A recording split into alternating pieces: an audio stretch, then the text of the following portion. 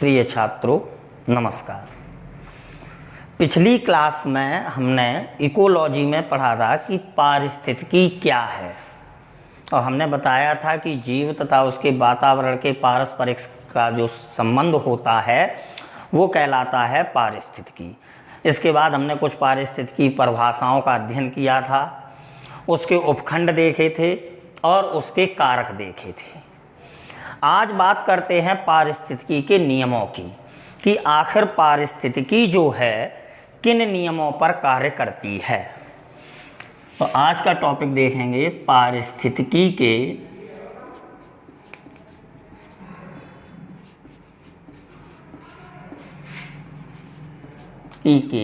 नियम।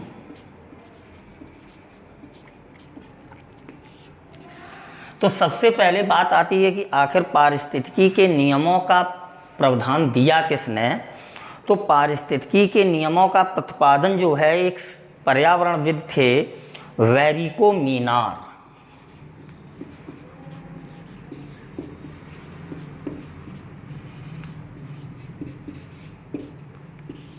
इन्होंने प्रतिपादन किया था। किसने? वेरिको मीनार या मीनर कहीं कहीं लिखा होगा। इन्होंने पारिस्थितिकी के नियमों का प्रतिपादन किया और ये 4 नियम हैं। कितने हैं टोटल? 4 नियम। तो पहले प्रथम नियम की बात करते हैं। प्रथम नियम, पहला नियम कहता है कि परितंत्र में प्रत्येक जीव एक दूसरे से संबंधित होता है। पहला नियम क्या है कि परितंत्र में प्रत्येक जीव एक दूसरे से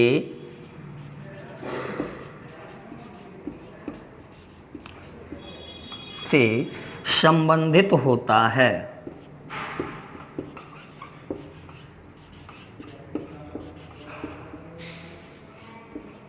ठीक, पहला नियम है कि परितंत्र में प्रत्येक जीव एक दूसरे से संबंधित होता है।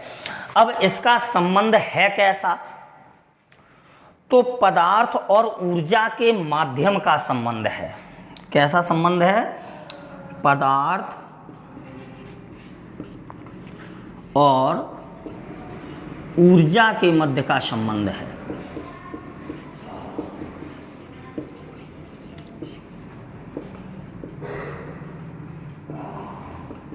ठीक, कैसे समझा जाए इस संबंध को? तो देखो, अगर एनवायरनमेंट मौसम का तापमान बढ़ने लगे तो तापमान बढ़ने के फलस्वरूप शैवालों की संख्या बढ़ने लगती है। ठीक, अगर तापमान बढ़ रहा है तो तापमान बढ़ने के साथ साथ शैवालों की संख्या में वृद्धि होने लगती है। इससे क्या होता है कि तंत्र में जो है अजैविक पोषकों, जो अजैविक पोषक हैं, की आपूर्ति घट जाती है। अजैविक पोषकों की आपूर्ति घट जाती है। बहुत अच्छी बात। जब आपूर्ति घटने लगती है तो इससे क्या होता है कि शैवाल और पोषण के बीच का जो चक्र है उसमें असंतुलन आ जाता है। जब उसमें असंतुलन आने लगता है तो उसे संतुलित करने के लिए जो अन्य प्रक्रम है वो क्रियाशील हो जाते हैं और पारिस्थितिकी पुनः संतुलित हो जाती है। तो हम इससे कह सकते हैं कि जब इनमें कमी आई तो दूसरे परितंत्रों ने अपनी क्रियाशीलता बढ़ाई। तो हम कह सकते हैं कि परितंत्र में प्रत्येक जीव एक दूसरे से संबंधित होता है। अब देखते हैं दूसरा नियम क्या है इसका।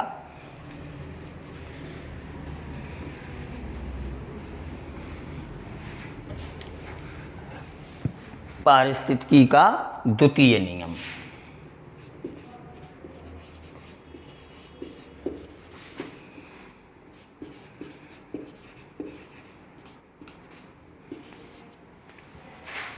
क्या कहता है द्वितीय नियम?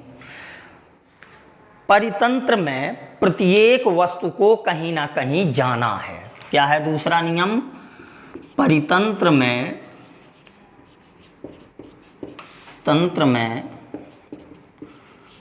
प्रत्येक, कोई भी वस्तु है, प्रत्येक वस्तु को कहीं ना कहीं जाना है। क्या है द्वितीय नियम? परितंत्र में प्रत्येक वस्तु को कहीं ना कहीं जाना है। यानी कि कहने का मतलब एक तंत्र के द्वारा अगर कोई वस्तु निकाल दी जाती है तो उसी वस्तु को दूसरा तंत्र अपने में प्रयोग कर लेता है। जैसे प्राणियों के द्वारा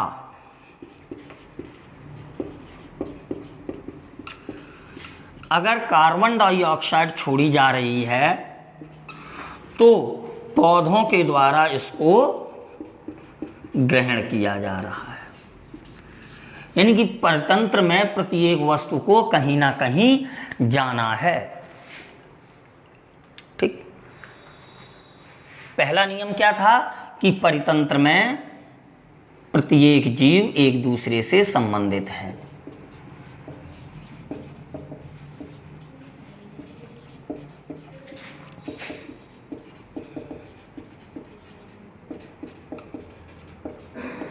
ठीक,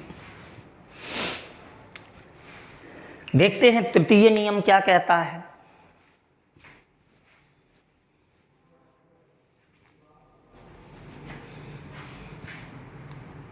दूसरा नियम है कि प्रत्येक वस्तु को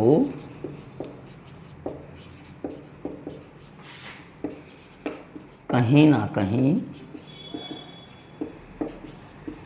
जाना है। ठीक, तृतीय नियम देखते हैं।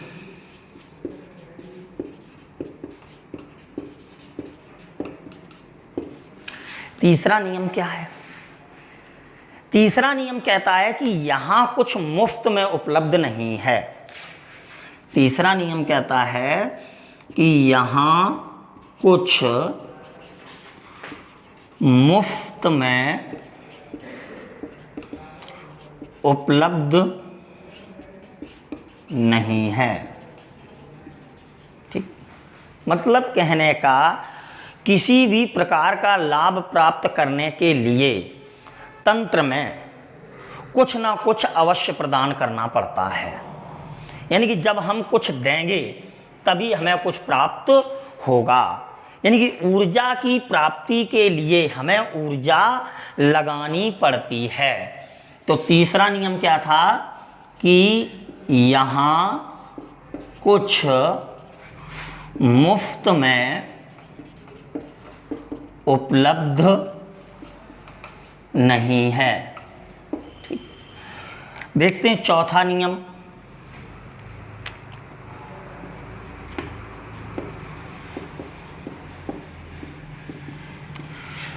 चतुर्थ नियम क्या कहता है? प्रकृति सर्वोत्तम जानती है। प्रकृति सर्वोत्तम जानती है। क्या मतलब है प्रकृति सर्वोत्तम जानती है?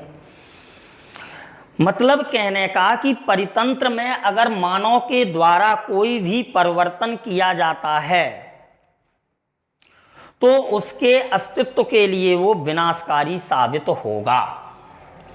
मतलब प्रकृति सब जानती है, प्रकृति सर्वोत्तम जानती है। अगर उसमें हम कुछ परिवर्तन करेंगे तो परिवर्तन अवश्य होगा। ठीक है, इस प्रकार से प्रकृति जो है या पर्यावरण है, जो आपकी इकोलॉजी है, पारिस्थितिकी है, वो इन चार नियमों पर कार्य करती है कि प्रत्येक जीव एक दूसरे से संबंधित है, प्रत्येक वस्तु को कहीं ना कहीं जाना है, यहाँ कुछ मुफ्त में उपलब्ध नहीं है और प्रकृति सर्वोत्तम जानती है।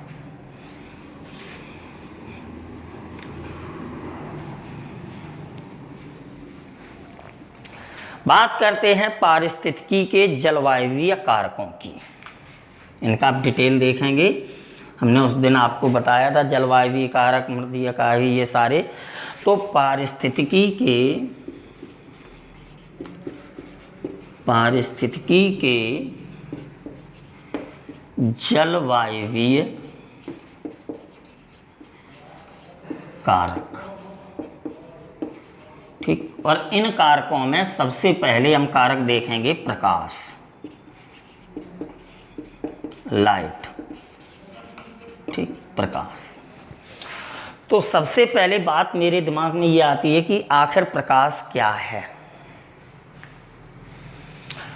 तो हम कह सकते हैं कि प्रकाश जो है, प्रकाश एक ऊर्जा का रूप है।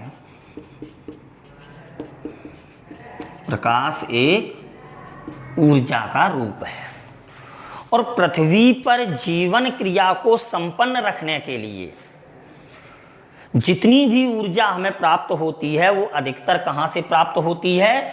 सूर्य से। कहां से प्राप्त होती है? सूर्य से। तो पृथ्वी पर सामान्यतः ऊर्जा सूर्य से प्राप्त होती है।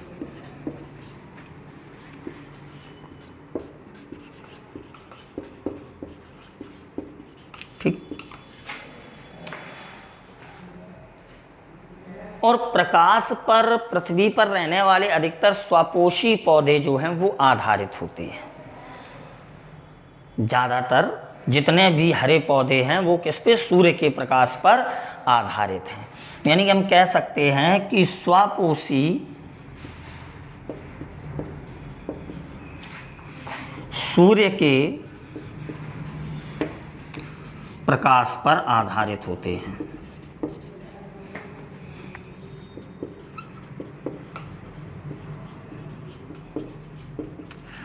अब बात करते हैं कि जब हरे पौधों पर सूर्य का प्रकाश पड़ता है, उसकी पत्तियों पर पहुंचता है, तो उसका बंटवारा कैसे होता है, वो कैसे वितरित होता है, इस पे बहुत अच्छा प्रश्न आता है।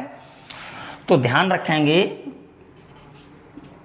प्रकाश आया पत्ती पर। किस पर? पत्ती पर। अब ये कैसे वितरित होता है तो ध्यान देंगे, 83% पत्ती के द्वारा,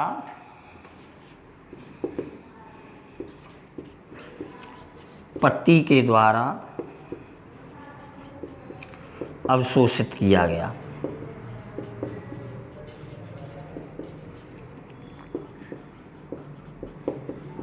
बहुत पूछा जाता है कि सूर्य के प्रकाश के द्वारा, सूर्य के द्वारा आए हुए प्रकाश का कितने प्रतिशत भाग पत्ती अवशोषित करती है?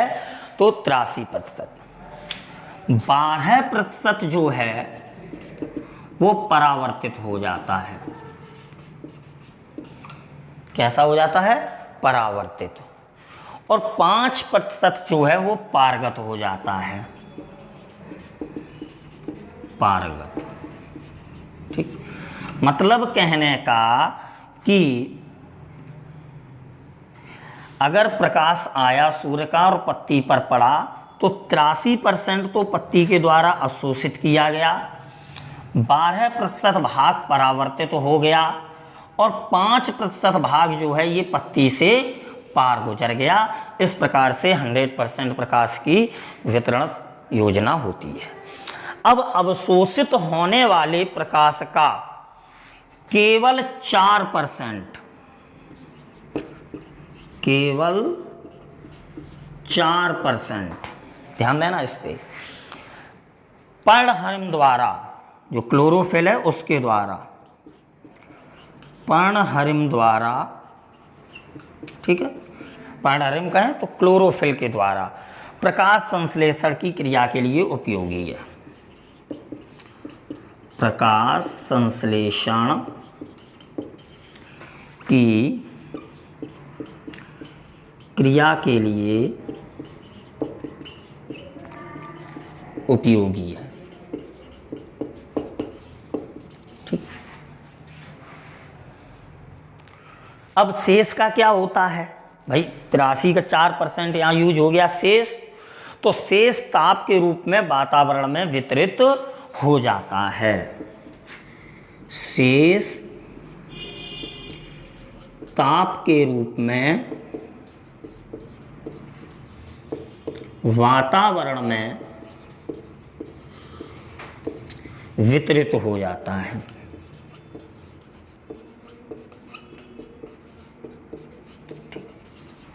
फिर से एक बार पूरी प्रक्रिया समझें। सूर्य के द्वारा आया हुआ प्रकाश, ठीक, पत्ती पर पड़ा तो 83% भाग पत्ती के द्वारा अवशोषित किया गया, 12% भाग परावर्तित हो जाता है, 5% भाग पारगत गुजर जाता है। अब जो अवशोषित किया हुआ भाग है उसका केवल 4% पर्णहरिम के द्वारा, क्लोरोफिल के द्वारा प्रकाश संश्लेषण की क्रिया के लिए उपयोगी है, और जो शेष बचा वो ताप के रूप में वातावरण में वितरित हो जाता है। तो आखिर ये प्रकाश संश्लेषण की प्रक्रिया है क्या, इसका भी हम लोग थोड़ा सा अध्ययन करते हैं।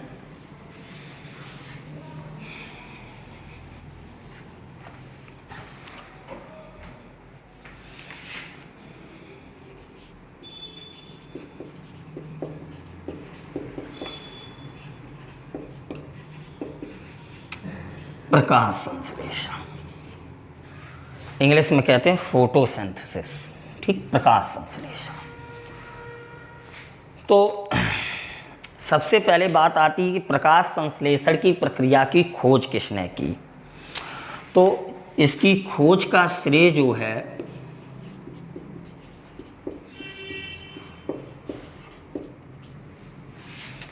किसको जाता है, Jain engine house, Jain engine house नामक एक बॉटनिकल साइंटिस्ट थे, उन्होंने इसकी खोज की थी, जैन इंजन हाउस ने। क्या है कि इस प्रक्रिया में हरे पौधे सूर्य के प्रकाश के विकिरण को ऊर्जा के रूप में प्राप्त करते हैं तथा पर्णहरिम की उपस्थिति में कार्बन डाइऑक्साइड एवं जल द्वारा कार्बोहाइड्रेट के रूप में भोजन का निर्माण करते हैं। या हम दूसरी तरह से ये कह सकते हैं कि प्रकाश संश्लेषण की क्रिया के द्वारा पौधे अपना भोजन बनाते हैं, ठीक है। इसकी एक रिएक्शन है बहुत इंपॉर्टेंट, उसको बहुत ध्यान रखेंगे। 6CO2 प्लस 12H2O सूर्य का प्रकाश, क्लोरोफिल यानी कि पर्णहरिम, ठीक, C6H12O6 plus 6O2 plus 6H2O plus 673 kilo calorie ऊर्जा। क्या होता है कि हरे पौधे सूर्य की प्रकाश की उपस्थिति में तथा क्लोरोफिल की सहायता से कार्बन डाइऑक्साइड और जल की क्रिया के द्वारा कार्बोहाइड्रेट के रूप में भोजन का निर्माण करते हैं। अब इसका थोड़ा सा डिटेल में हम लोग अध्ययन करते हैं, ठीक है। इस रिएक्शन को हम थोड़ा सा ऊपर लिखेंगे या यहीं बना रहने दें। बात करते हैं प्रकाश संश्लेषण के लिए आवश्यक सामग्री। प्रकाश संश्लेषण के लिए आवश्यक सामग्री।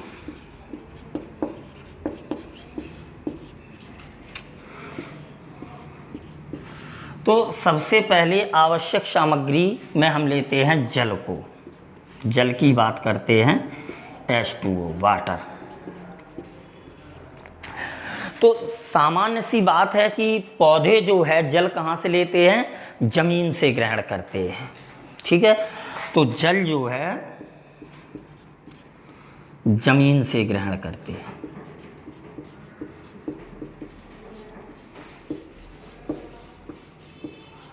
कैपिलरी जल है जो, वो जल प्राप्त करते हैं।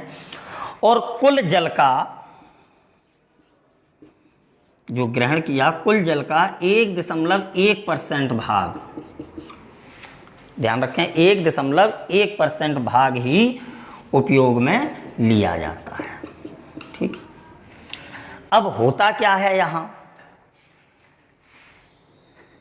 जल जो है हाइड्रोजन तथा ऑक्सीजन में टूटता है, तो ऑक्सीजन तो सीधे सीधे प्राप्त हो जाती है, और हाइड्रोजन जो है कार्बन डाइऑक्साइड से रिएक्शन करके कार्बोहाइड्रेट का निर्माण करता है। ध्यान देंगे, जल जो है, जल हाइड्रोजन और ऑक्सीजन में टूटता है। ठीक है, तो कार्बन डाइऑक्साइड से हाइड्रोजन क्रिया करके कार्बोहाइड्रेट बनाती है और ऑक्सीजन हमें सीधी प्राप्त हो जाती है। तो एक प्रश्न आता है कि प्रकाश संश्लेषण की प्रक्रिया में ऑक्सीजन कहाँ से प्राप्त होती है, तो प्रकाश संश्लेषण की प्रक्रिया में ऑक्सीजन हमें कहाँ से प्राप्त हो रही है, जल से। ठीक, दूसरी सामग्री की बात करते हैं।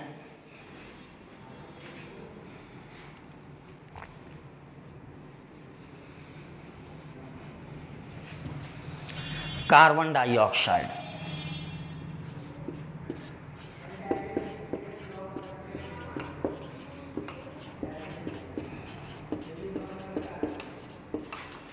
CO2, जाहिर सी बात है गैस फॉर्म है तो हमें कहाँ से प्राप्त होगी, वातावरण से। ठीक है, या वायुमंडल से, तो वायुमंडल से प्राप्त होती है,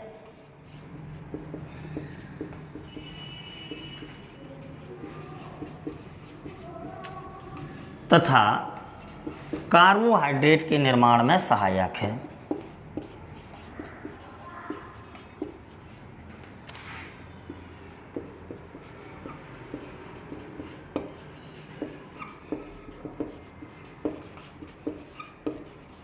ठीक, तीसरी बात करते हैं जो बहुत इंपॉर्टेंट यहाँ है, जिसकी उपस्थिति में ये कार्य होता है, सूर्य का प्रकाश।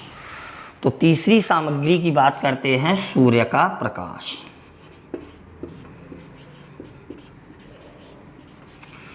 तो सूर्य का प्रकाश तो हमें सूर्य से ही प्राप्त होता है। ठीक है, लेकिन फोटॉन के रूप में प्राप्त होता है। किसके रूप में, फोटॉन के रूप में, फोटॉन ऊर्जा विकिरण के रूप में। फोटॉन क्या है, ये होते हैं ऊर्जा के छोटे छोटे बंडल के रूप में प्राप्त करते हैं। ठीक है, अब इसका काम क्या है, तो सूर्य का प्रकाश जो है क्लोरोफिल पे अटैक करता है जाके, और इसके इलेक्ट्रॉन को मुक्त कर देता है तथा उसे उत्तेजित करता है, जिससे कि ऊर्जा मुक्त होती है। ठीक है, तो प्रकाश जो है, प्रकाश पर्णहरिम के इलेक्ट्रॉनों को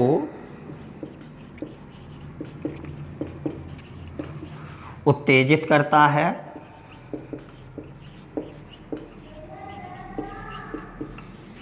तथा ऊर्जा उत्पन्न करता है। अब ये ऊर्जा होती किस रूप में, तो ATP के रूप में।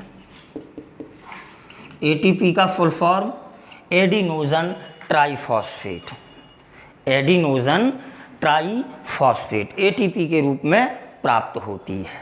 ठीक, अब यहाँ कुछ प्रश्न आते हैं बहुत अच्छे कि किस प्रकार में प्रकाश संश्लेषण की, किस रंग के प्रकाश में प्रकाश संश्लेषण की क्रिया अधिक होती, किस में कम होती है। तो ध्यान रखेंगे कि प्रकाश संश्लेषण की क्रिया, प्रकाश संश्लेषण की क्रिया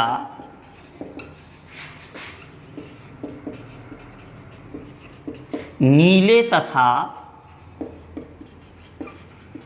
लाल रंग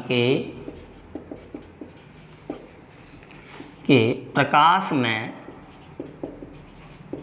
सर्वाधिक होती है। ठीक, पहला प्रश्न। नीले तथा लाल रंग के प्रकाश में सर्वाधिक होती है, बैंगनी रंग में सबसे कम होती है।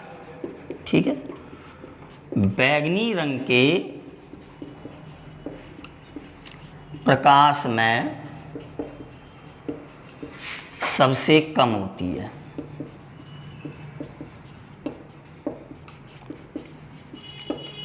और कहा जाए कि हरे रंग में, तो हरे रंग के प्रकाश में, बहुत इंपॉर्टेंट प्रश्न है ये, हरे रंग के प्रकाश में प्रकाश संश्लेषण की क्रिया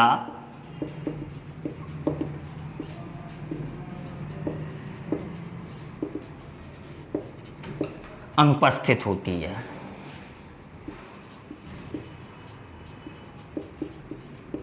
अनुपस्थित होती है। ठीक, अब बात करते हैं अगले क्लोरोफिल की, पर्णहरिम की। ठीक है, अगली सामग्री है पर्णहरिम या क्लोरोफिल।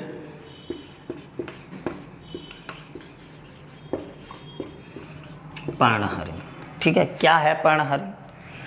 सबसे पहली बात तो ये कि हरे रंग का वर्णक है, हरे रंग का वर्णक है, पिगमेंट्स है। ठीक है, और पत्तियों में एक संरचना होती है, पत्तियों में एक संरचना होती है, जिसको हम कोशिकांग कह सकते हैं, क्लोरोप्लास्ट। क्लोरोप्लास्ट में उपस्थित होता है। ठीक, पत्तियों में एक संरचना होती क्लोरोप्लास्ट, उसमें उपस्थित हो है। क्या? कार्बन, हाइड्रोजन और ऑक्सीजन CHO का मिश्रण है और मैग्नीशियम धातु की इसमें उपस्थिति है। बहुत प्रश्न आता है क्लोरोफिल में कौन सी धातु उपस्थित होती है, तो मैग्नीशियम धातु उपस्थित होती है। अब बात करते प्रकाश संश्लेषण की क्रिया की, तो प्रकाश संश्लेषण की जो क्रिया है वो 2 चरणों में पूर्ण होती है। ठीक है, प्रकाश संश्लेषण की क्रिया, रुक जाओ, प्रकाश संश्लेषण की क्रिया 2 चरणों में पूर्ण होती है। ठीक, पहला चरण लेते हैं प्रकाशिक अभिक्रिया। ठीक, प्रकाशिक अभिक्रिया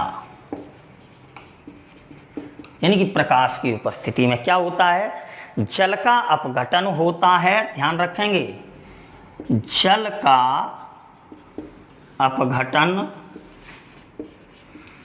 तथा ऑक्सीजन मुक्त होती है। बहुत अच्छा प्रश्न है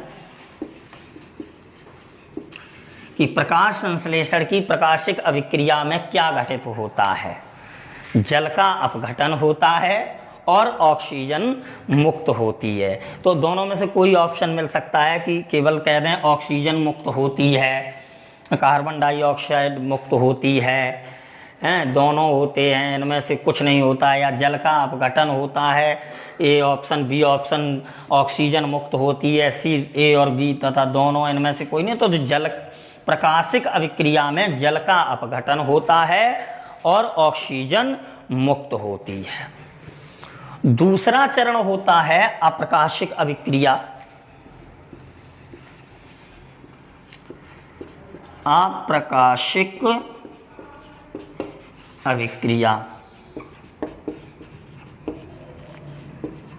ठीक, अप्रकाशिक अभिक्रिया। इस अभिक्रिया में कार्बोहाइड्रेट का निर्माण होता है। ध्यान रखेंगे, कार्बोहाइड्रेट का निर्माण होता है। ठीक, एक चीज और ध्यान रखेंगे यहाँ कि जो प्रकाशिक अभिक्रिया है, प्रकाशिक और अप्रकाशिक दो अभिक्रियाएं हैं अपने पास, ठीक। तो प्रकाशिक अभिक्रिया जो है ये आपके ग्रेना नामक एक संरचना होती है उसमें संपन्न होती है,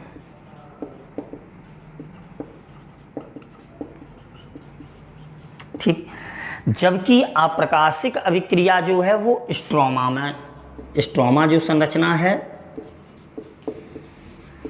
में संपन्न होती है, ठीक। ध्यान रखें, ठीक है। अगली चीज एक ध्यान रखेंगे कि अगर प्रकाश संश्लेषण की प्रक्रिया में ऑक्सीजन की अधिकता हो जाए तो प्रकाश संश्लेषण की दर जो है वो घट जाती है, या स्टार्च का संचयन होने लगे तो प्रकाश संश्लेषण की दर घट जाती है, ठीक है। यानी कि हम कह सकते हैं ऑक्सीजन की अधिकता तथा स्टार्च के संचित होने पर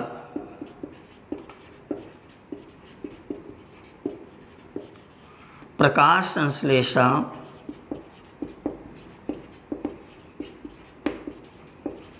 की दर घटने लगती है।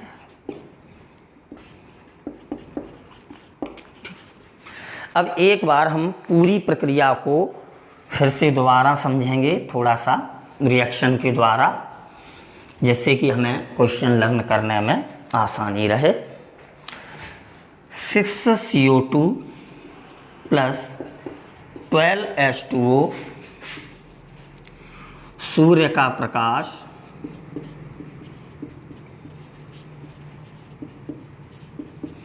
पर्णहरिम